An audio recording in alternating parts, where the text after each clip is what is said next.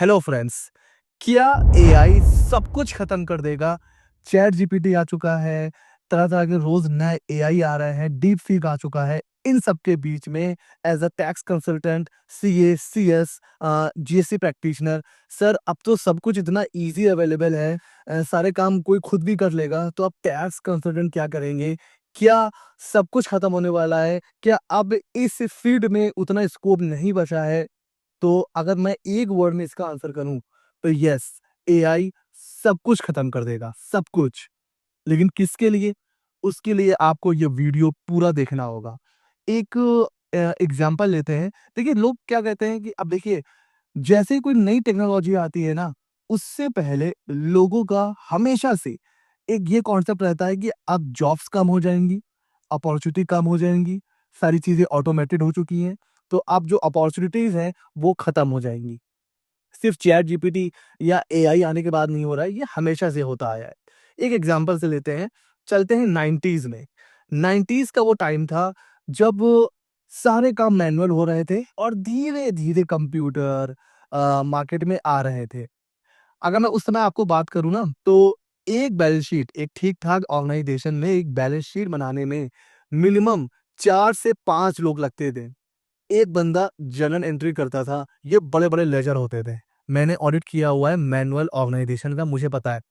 तो एक बंदा जर्नल एंट्री करता था, दूसरा बंदा उससे लेजर बनाता था, फिर एक बंदा बैठ कर के प्रॉफिट एंड लॉस मतलब लेजर को समराइज़ करता था, ट्रायल बैलेंस, फिर एक बंदा बैठ के प्रॉफिट एंड लॉस लिखता था, बैलेंस शीट, उसके लिए 2-3 बंदे लगते थे, तब जा कर के एक ऑर्गनाइजेशन का प्रॉफिट एंड लॉस या बैलेंस शीट बनती थी।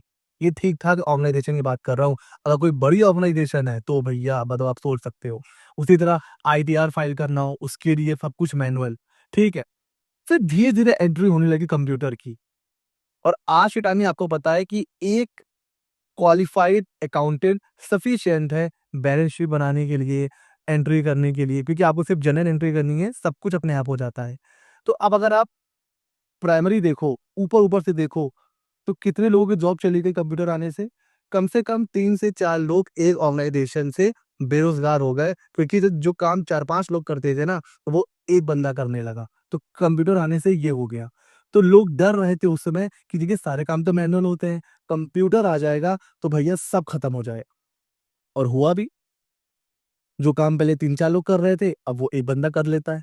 तो सर इस तरह तो जब एआई आ गया है, तो हमारी जो tax consultant, GST practitioner, CA, CS काम खत्म हो जाएगा, उसपे भी आते हैं। देखिए, अब एक बहुत इंटरेस्टिंग बात, अगर आप ऊपर से देख रहे हो तो क्या लग रहा है आपको कि सर 4-5 लोग पहले लगते थे, अब एक बंदा सारा काम कर रहा है, तो अब 3-4 लोग बेरोज़गार हो गए, एक बंदा पूरा काम कर रहा है। एआई आएगा तो यही होगा कि कई लोगों का काम एक बंदा कर सकेगा, तो भैया सब जॉब्स खत्म हो जाएँगी, सारा स्कोप खत्म हो जाएगा। लेकिन इसका एक दूसरा पहलू भी है। देखिए, अपॉर्च्युनिटी ना कहीं पर अगर कम हो रही है, तो कहीं पर इंक्रीज़ भी करती है। कंप्यूटर आने से देखिए क्या हुआ, पहले कहीं कोई कंप्यूटर इंस्टीट्यूट नहीं हुआ करता था, कोई कंप्यूटर को बाकायदा सिखाने के लिए कोई प्रोफेशनल मैकेनिज़्म नहीं था, कुछ भी नहीं था। ना स्कूल में, ना प्राइवेट, कहीं नहीं। बट जब कंप्यूटर आने लगा और ये यूज़ में आने लगा, तो प्रॉपर एक कंप्यूटर को भी पहले आदमी high school, inter, BA, BSc, BCom करता था। उसके साथ-साथ एक कंप्यूटर कोर्स के अलग-अलग इंस्टीट्यूट ओपन हो गए। तो ठीक है, वहाँ पर जॉब कम हुई, एक जगह अपॉर्च्युनिटी पैदा हो गई किस चीज़ की? अब जो लोग भाई ऑब्वियस सी बात है, जो टीचर अब सिखा रहा है कंप्यूटर, उसके लिए अपॉर्च्युनिटी आ गई। वहाँ पर वो एक पूरा इंस्टीट्यूट खोल के बैठा हुआ है, वहाँ पे लोगों को एम्प्लॉयमेंट मिल रहा है, ठीक हो गया। अब स्कूल में प्रॉपर कंप्यूटर एजुकेशन को इंट्रोड्यूस किया गया, वहाँ पर एक टीचर रखा गया, उसकी जॉब बढ़ गई, ठीक है। कंप्यूटर बनाने वाले हार्डवेयर इंजीनियर्स आ गए, उनकी जॉब बढ़ गई। अब आप देखते जाइए, ठीक है। कंप्यूटर बनाने वाली कंपनीज़ आ गई, तो वहाँ पर बिज़नेस की अपॉर्च्युनिटी आ गई और उन कंप्यूटर को बनाने के लिए labour, skill labour, unskilled labour वो आ गए। उससे क्या हो गया, वहाँ पर एक अपॉर्च्युनिटी क्रिएट हो गई। तो एक जगह पे 3-4 लोग बेरोज़गार हो गए, बट कंप्यूटर आने से कितनी एम्प्लॉयमेंट क्रिएट हुई। अब आप देख रहे हो ना, आज के टाइम तक अब देखिए टैली आ गया, टैली भी सिखाने के लिए अपने इंस्टीट्यूट है। तो अब टैली जिसने बनाया है वो भी तो एक ऑर्गेनाइजेशन है ना, उसको कितना रेवेन्यू जा रहा है, उसके साथ 100, 150, 200 लोगों की टीम है। उसी तरह अलग-अलग अब तो सॉफ्टवेयर आ गया है, ज़ोहो आ गया है, बिज़ी भी है, बहुत से वन बुक है, बहुत सी मतलब अब तो सॉफ्टवेयर आ गए हैं। तो ये सारी अपॉर्च्युनिटी कैसे हो गई? अगर कंप्यूटर ही ना आता, तो ये जो इतनी अपॉर्च्युनिटी क्रिएट हुई, ये होती? नहीं होती। वही मैन्युअली काम हो रहा होता। तो एक जगह अपॉर्च्युनिटी कम होती है, तो एक जगह बढ़ भी जाती है। ये मैंने आपको क्यों बताया? सेम चीज़ अप्लाई होता है, चैट जीपीटी हो या आर्टिफिशियल इंटेलिजेंस के बेस्ड कोई भी ऐप है। टैक्स कंसल्टेंट हो आप, चार्टर्ड अकाउंटेंट हो आप, सीए हो, लॉयर लॉयर हो, कोई भी हो, आप सर्वाइव नहीं कर पाओगे अब, अगर आप how to use AI in a efficient manner in your practice, इस पर फोकस नहीं करोगे। तो मैंने कहा था ना कि क्या सब कुछ खत्म हो जाएगा? हाँ, बिल्कुल खत्म हो जाएगा। उन टैक्स कंसल्टेंट, उन प्रोफेशनल, उन लोगों के लिए जो एआई को इग्नोर करके चलेंगे। तो अभी भी कुछ भी नहीं बिगड़ा है, अभी जस्ट ये स्टार्ट है। सभी लोग सीख रहे हैं, एआई खुद में इवॉल्व हो रहा है। हर रोज़ एक नया मॉडल आ रहा है, ठीक है? तो ये वो टाइम है, अपने आप को एआई एफिशिएंट बनाइए, एआई के बारे में सीखिए। वो टाइम दूर नहीं है जब प्रॉपर स्कूल कॉलेज में एआई के ऊपर एक अलग से बुक होगी, एक अलग से क्लास होगी, अलग से उसके बारे में पढ़ाया जाएगा। ग्रेजुएशन लेवल पर एआई को एज़ अ सब्जेक्ट इंट्रोड्यूस किया जाएगा। आप देखोगे आने वाले 5-6 सालों में एआई के ऊपर पूरे इंस्टीट्यूट ओपन होंगे। इवन यूएस में, न्यूज़ीलैंड में, इंग्लैंड में एआई के ऊपर इंस्टीट्यूट ओपन होने भी शुरू हो गए हैं। इंडिया में भी बहुत जल्द आप देखोगे, जैसे टैली का इंस्टीट्यूट है, सैप का इंस्टीट्यूट है, एमएस वर्ड, एक्सेल लोग सिखा रहे हैं, उसी तरह प्रॉपर एआई के ऊपर भी आप देखोगे इंस्टीट्यूट ओपन होंगे। और जो इस चीज़ में एक्सेल कर ले जाएगा, वो इतना पैसा कमाएगा, आप सोच भी नहीं सकते हो। सेम चीज़ टैक्स कंसल्टेंट है। मैं अगर अपनी बात करूँ, जो काम मेरे लिए 2 स्टाफ कर सकते थे, दिन भर बैठ के, अब वो मैं चैट जीपीटी से कर लेता हूँ। और मैंने अपना भी जीपीटी बना लिया है, मित्रा जीपीटी, अगर आप लोगों को पता हो, तो मेरा अपना भी एक एआई मॉडल है, मित्रा जीपीटी, जो सिर्फ़ टैक्स कंसल्टेंट के लिए है, ठीक है? तो तो और फिर चैट जीपीटी भी है, उसके बारे में आपको पता ही है। तो जैसे मेरे पास कोई क्लाइंट का नोटिस आता है, तो पहले मुझे अपने स्टाफ को देना पड़ता है कि भाई तुम रिसर्च करो, किस चीज़ का नोटिस आया है, ठीक है? फिर मुझे भी लगना पड़ता था। देखिए, नोटिस का रिप्लाई एक ऐसी चीज़ है, आप पूरी तरीके से ना अपने स्टाफ पे डिपेंड नहीं हो सकते हो। आपको अपना दिमाग लगाना पड़ेगा।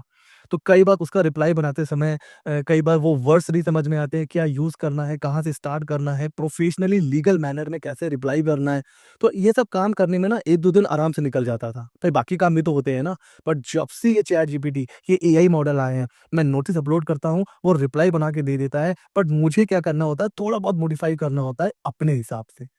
तो जो काम पहले 1-2 दिन में होता था, अब वो मैं आधा 1 घंटे में कर लेता हूँ। तो जो बाकी टाइम मेरा बचता है, उसमें मैं बाकी काम करता हूँ, तो जो मैं बाकी काम करता हूँ, उसके भी तो मुझे पैसे मिलते हैं ना।